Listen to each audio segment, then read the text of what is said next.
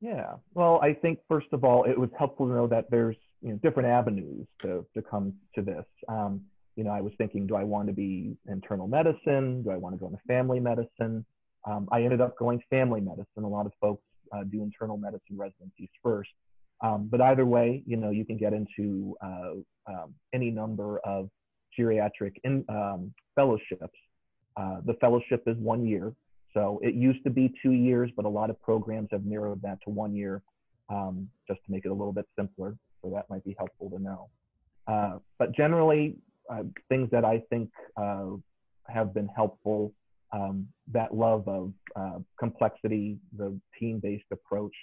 I think you do have to have a lot of patience in this particular field that, our population here, they often don't move too quickly. It takes a while to room them. It takes a while to go through their medication history, and you have to review that. A lot of times it can be very difficult to even get a basic history, especially if they have dementia. Having a family member there can be indispensable to provide collateral history. But you have to be okay with sometimes kind of operating without all the information you need. I think of myself as being very efficient and saying, I want to make sure that I get all of the fine details and all that stuff. But a lot of times the patients just can't remember. So you have to kind of operate as best you can and try to find your comfort zone with that, which can be very frustrating. Having that enjoyment of having that collaborative interaction with patients, really focusing on the goal setting, the patient-centered care is very important.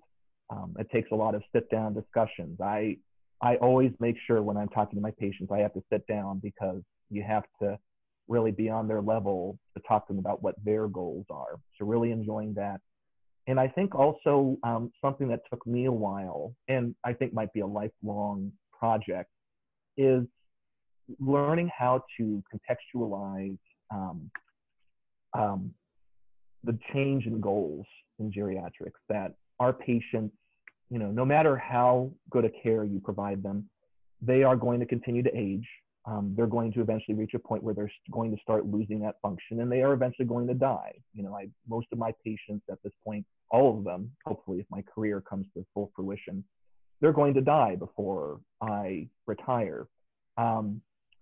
So it's been hard over time to learn that, that success is not always measured in curing diseases or prolonging life as long as possible. We do, of course, want to do that as much as we can, but now more so trying to find that joy, even when someone is really starting to struggle in their health and they're approaching the end, to still find those joys and triumphs in, helping someone protect their quality of life and independence and their goals and their dignity, even if they are aging, failing functionally, or even dying.